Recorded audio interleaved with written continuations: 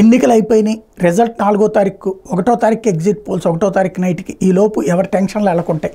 ఈ సందర్భంలో పార్టీల నాయకుల్ని పట్టుకుని ఏంటి మన పరిస్థితి ఎన్నొస్తాయి అని అడుగుతూ ఉంటే, చంద్రబాబు గారు, లోకేష్ గారు అయితే మాత్రం 130 స్థానాలు తెలుగుదేశం పార్టీని గెలుచుకుంటుంది, కూటమిగా 150 అవుతుంది అన్నటువంటి అంచనా వేస్తున్నారు.